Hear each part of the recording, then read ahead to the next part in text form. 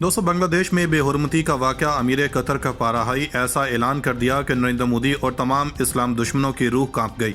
मसाजिद और मुसलमानों पर हमलों का बदला लेने वाले अमीर कतर अब बांग्लादेश हुकूमत के साथ क्या करने वाले हैं, आज की बड़ी खबर सामने आ गई। आज दुनिया के सारे इस्लाम दुश्मनों की आंखें खुली की खुली रह गईं। अमीर कतर का सब्र जवाब दे क्या?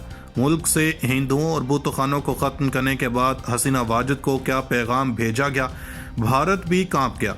उत्तराखंड और आसाम का बदला बांग्लादेश में लेने की कोशिश नाकाम हो गई।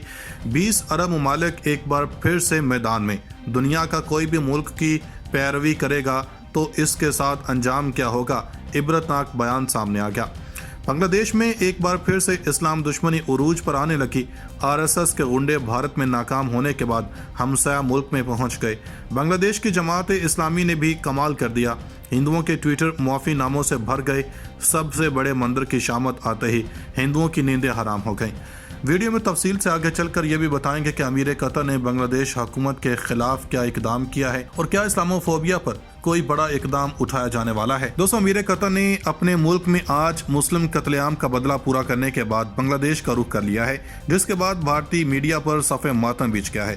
दोस्तों, भारत ने अपने मुल्क के साथ साथ हिंदू अकलियतें भी मुल्क में भी इस्लाम दुश्मनी को हवा देने की कोशिश की है, जिसके बाद बांग्लादेश में एक ऐसा वाक़या पेश आया जिसके बाद 57 इस्लामी ममालिक भरपूर एक्शन लेने वाले हैं। दोस्तों, भारत को हर दौर में सफारती सतह पर इक़दामात के जरिए ही मुल्क में होने वाले मुस्लिम कत्लेआम, मसाजिद पर हमले और इस तरह के बहुत सारे मुस्लिम दुश्मन इक़दामात पर बाज रहने की तलकीन की गई है। और इसी तरह बांग्लादेश को भी गुज़श्ता साल मसाजिद पर हमले के बाद ऐसे ही वार्निंग जारी की गई थी, जिस पर मोदी ने कहा था कि ये किसी भी मुल्क का अंदरूनी मसला और किसी भी मुल्क के मामलात में दखल करने से गुरेज किया जाए। दोस्तों, बात यहाँ पर ख़त्म नहीं हुई। बांग्लादेश भी आहिस्ता आहिस्ता भारत ही बनता गया और आज के वाक़े के बाद इसके बारे में मज़ीद कोई भी दलील नहीं चाहिए। दोस्तों, अमीर कतर के बारे में बात करने से कबल बांग्लादेश में होने वाले इंतहाई बदतरीन वाक़े की बात करते हैं। दोस्तों, बांग्लादेश में दरगाह पूजा पंडालों पर हमले की खबरें आईं और इस तनाज़े में अब तक 3 अफराद की मौत की खबर है, जबकि 22 इजलाब में फ़ौज बुलाने की नौबत आ गई है।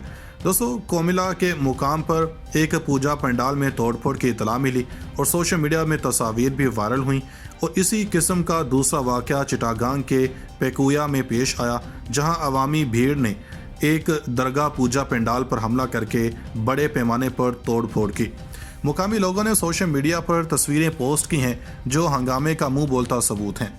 दोस्तों, ऐसा ही एक और वाक़या चिटागांग में एक ही रोज़ दूसरा वाक़या भी पेश आया, जहां दरगाह की मूर्ति ले जाने वालों पर हमला हुआ और मुकामी फल फरोशों ने मूर्ति का एक हाथ तोड़ डाला। और उसी दौरान एक हिंदू मंदिर पर हमले की भी खबर आई और इसका सबब भी वही है जिस वजह से पहले हमले किए गए।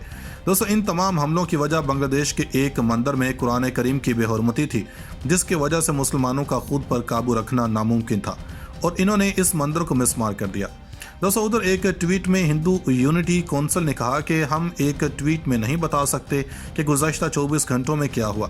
बांग्लादेश के हिंदुओं ने कुछ लोगों का असल चेहरा देखा। हम नहीं जानते कि मुस्तकबिल में क्या होगा, लेकिन बांग्लादेश के हिंदू 2021 के दरगाह पूजा को कभी नहीं भूलेंगे। इससे कबल बुध को कौंसिल ने ट्वीट किया था कि कुरान की तौहीन की अफवाहें फैल रही हैं। इसकी वजह से नानवा ढेगी पार के मंदिर पर हमला हुआ। इसके बाद एक बयान में कहा गया कि हम तमाम मुसलमान भाइयों से कहना चाहते हैं कि वो अफवाहों पर यकीन ना करें। हम कुरान का एहतराम करते हैं। कोई हंगामा आराई का मंसूबा बना रहा है। कुरान और दरगाह पूजा के दरमियान कोई ताल्लुक नहीं है। मुनसिफाना तहकीकात होगी।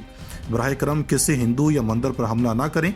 दोस्तों, उधर अमीर कतर ने भी इस पर एक्शन लेते हुए बांग्लादेश हुकूमत को पूरी तौर पर तहकीकात करने का हुक्म जारी किया है। दोस्तों, उधर मरकजी वजारत दाखिला ने पाकिस्तान और बांग्लादेश की बैनुल अक़वामी सरहद पर बॉर्डर सिक्योरिटी फोर्स के दायरा-कार में इजाफा कर दिया है। अब BSF अफसरान को मगरबी बंगाल, पंजाब और आसाम में मुल्की सरहद के साथ 50 किलोमीटर तक के इलाकों में तलाश, गिरफ्तारी और कब्जे की इजाज़त मिल गई है। इसका मतलब है कि अब BSF मजिस्ट्रेट के हुक्म और वारंट के बगैर भी इस दायरा इख्तियार में कार्रवाई कर सकता है। मरकज़ के इस हुक्म के बाद पंजाब में सियासी हलचल मच गई है और मरकज़ी हुकूमत के हुक्म के बाद पंजाब में सियासी तनाज़ा खड़ा हो गया है। पंजाब में इस वक्त मुकामी पुलिस किसी भी कार्रवाई में BSF की मदद करती थी। कैप्टन अमरिंदर सिंह वाहिद लीडर हैं जो मरकज़ के इस फैसले से खड़े नजर आते हैं। دوسری طرف کانگریس اور اکالی دل نے اس کی سخت مخالفت کی ہے اور وزیر اعلیٰ چرنجیت سنگھ چنی نے خود اسے ریاست کی اتھارٹی پر حملہ قرار دیا۔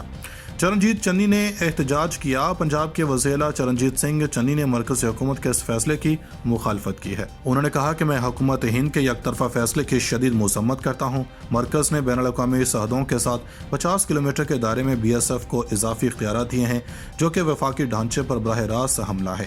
میں مرکزی وزیر داخلہ امت شاہ سے اپیل کرتا ہوں کہ وہ اس غیر معقول فیصلے کو فوری طور پر واپس لیں۔ جیسی کرنی ویسی بھرنی، آج بھارت کا سب سے بڑا مندر بھی حملے سے نہ بچ سکا۔ دشمنان اسلام کو آج سب سے بڑا دھچکا لگ گیا اور نریندر مودی نے مسلمانوں کے خلاف جس فتنے کی بنیاد رکھی تھی، آج خود اس کا بھارت نظر ہو چکا ہے۔ اتراکھنڈ اور آسام کو بھارت کا اندرونی مسئلہ کہنے والا نریندر مودی کے پاس الفاظ نہیں کہ وہ ایودھیا میں ہونے والے اس واقعے پر کیا بیان جاری کرے اور کس طرح بھارت کو سیکولر ملک ہے جہاں پر اس کا قومی مذہب بھی محفوظ نہیں۔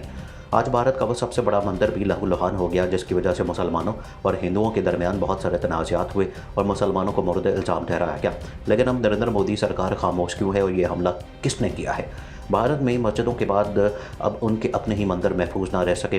گزشتہ روز اتر پردیش کے ایودھیا میں درگاہ پوجا کے دوران فائرنگ کے واقعے نے سنسنی مچا دی۔ میڈیا اطلاعات کے مطابق فائرنگ کے اس واقعے کو 4 نوجوانوں نے انجام دیا ہے۔ اس حملے میں ایک شخص ہلاک ہو گیا جبکہ 2 کم سن لڑکیاں زخمی ہیں۔ اسی دوران موقع پر موجود لوگوں نے فائرنگ کرنے والے ایک نوجوان کو پکڑ دیا جبکہ اس کے 3 ساتھی فرار ہو گئے۔